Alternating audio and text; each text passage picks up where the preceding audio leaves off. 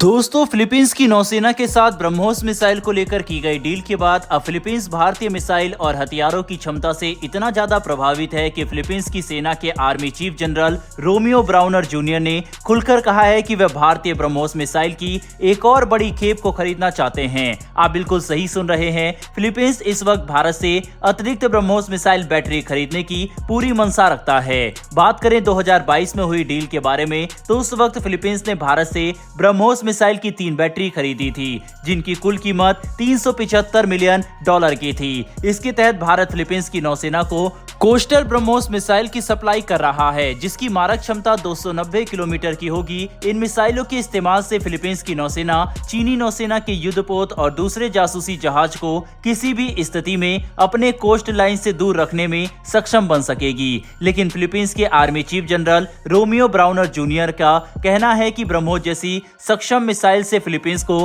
काफी फायदा होगा, लेकिन नौसेना के पास मौजूद बस 3 बैटरी फिलीपींस के पूरे तट को सुरक्षा प्रदान करने में सक्षम नहीं होगी। इसीलिए इसकी डिलीवरी पूरी होने के साथ साथ हमें इस बात पर भी ध्यान देना चाहिए कि फिलीपींस के पास पर्याप्त संख्या में ब्रह्मोस मिसाइल की बैटरी मौजूद हो, ताकि वह अपने पूरे समुद्री रेखा के पास इन्हें तैनात करके चीन के खिलाफ एडवांटेज हासिल कर सके। 290 किलोमीटर तक मार करने वाली ब्रह्मोस मिसाइल समुद्र की सतह से मात्र 6 फीट ऊंचाई पर उड़ते हुए भी ट्रेवल कर सकती है और इसे किसी भी रडार के द्वारा पकड़ना या एयर डिफेंस सिस्टम द्वारा मार गिराना लगभग असंभव है। ऐसे में जब फिलीपींस की नौसेना पहले ही ब्रह्मोस मिसाइल के सारे ट्रायल कर चुकी है और इसकी क्षमता से संतुष्ट है, तो इस बात की संभावना काफी ज्यादा है कि आने वाले कुछ महीनों में फिलीपींस की सेना की तरफ से भी हमें लगभग उतना ही बड़ा ऑर्डर देखने को मिले जितना पिछली बार फिलीपींस की नौसेना ने दिया था। हो सकता है कि यह ऑर्डर $500 मिलियन तक की वैल्यू का हो, जो हमारे सबसे बड़े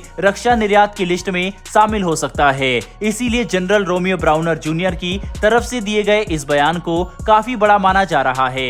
बता दें कि 2022 और 23 के सत्र में भारत ने कुल 16,000 करोड़ के हथियारों का निर्यात किया था, जो 2013-14 के मुकाबले 23 गुना ज्यादा है। हालांकि भारत ने टारगेट रखा है कि 2025 तक हमें 35,000 करोड़ का रक्षा निर्यात करना है। इसके हिसाब से हम अभी भी 54% तक पीछे चल रहे हैं, लेकिन भारत की रफ्तार को देखते हुए लगता है कि अगले 2 सालों में भारत रक्षा निर्यात में बड़े डील कर सकता है, जिसमें तेजस से लेकर एयर डिफेंस सिस्टम और ब्रह्मोस मिसाइल की डील शामिल है। इनके पाइपलाइन में होने की वजह से इस बात की पूरी संभावना है कि भारत 2025 का अपना टारगेट पूरा कर ले, जिसमें हमें $5 बिलियन के हथियारों का निर्यात करेंगे। इसके अलावा क्योंकि भारत अगले 1 से 2 सालों में अर्जेंटीना, इजिप्ट, फिलीपींस और कई दूसरे देशों के साथ तेजस समेत LCH, प्रचंड और कई दूसरे बड़े हथियारों की डील करने वाला है, इसीलिए भारत के रक्षा इकोसिस्टम को निवेश भी तेजी से मिल रहा है। साथ ही अमेरिका और फ्रांस जैसे देशों के साथ पार्टनरशिप करने से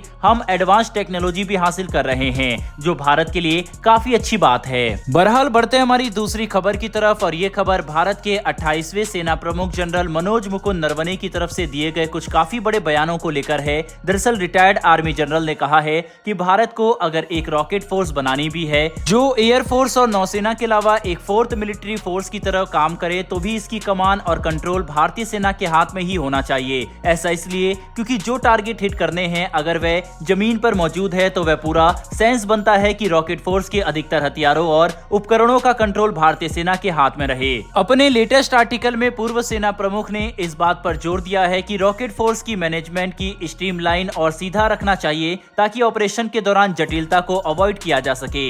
इतना ही नहीं, बल्कि उन्होंने ब्रह्मोस मिसाइल सिस्टम का उदाहरण देते हुए कहा है कि शुरुआत में बस भारतीय सेना के पास ही ब्रह्मोस मिसाइल की बैटरी मौजूद थी, लेकिन जैसे जैसे इसके सिस्टम का विकास किया गया, भारतीय वायुसेना के पास भी ब्रह्मोस मिसाइल सिस्टम पहुंचे और हालात ऐसे बन गए कि लॉजिस्टिक्स से लेकर ट्रेनिंग में परेशानियां देखने को मिली और कई बार तो टारगेट डुप्लीकेट होने लगे। इसीलिए उनका कहना है कि हमें अभी ज्यादा से ज्यादा ध्यान हथियारों को सही तरह से बांटने पर करना चाहिए, ताकि भारतीय सेना जो जमीन पर युद्ध लड़ेगी उसके पास वह सभी जरूरी हथियार और संसाधन मौजूद हो, जिसके इस्तेमाल से जरूरत पड़ने पर रैपिड एक्शन लिया जा सके, क्योंकि युद्ध के दौरान सही समय पर सही कदम उठाना जीत हासिल करने के लिए निर्णायक साबित हो सकता है। इसीलिए रॉकेट फोर्स के कॉन्सेप्ट पर हमें लॉजिस्टिक और हथियारों की डिस्ट्रीब्यूशन को लेकर काम करने की जरूरत है। कुल मिलाकर समझने की कोशिश करें तो डिफेंस के क्षेत्र में भारत काफी बड़े कदम उठा रहा है। रक्षा निर्यात से लेकर अपनी ताकत को बढ़ाने के लिए रॉकेट फोर्स का निर्माण करने तक भारत अब तेजी से एक्शन प्लान तैयार कर रहा है, ताकि हम भविष्य की सभी संभावना के लिए तैयार रह सके। बहरहाल दोस्तों, इस वीडियो में इतना ही। लेकिन आपके हिसाब से जब से 2014 के बाद मौजूदा गवर्नमेंट सत्ता में आई है, क्या आपको लगता है कि तब से भारत रक्षा के क्षेत्र में काफी तेजी से ग्रो कर रहा है? आपकी इस पर क्या राय है? कमेंट बॉक्स में लिखकर जरूर बताइएगा। फिर मिलेंगे डिफेंस और वर्ल्ड अफेयर्स से जुड़ी ऐसी एक नई वीडियो के साथ। धन्यवाद। जय हिंद।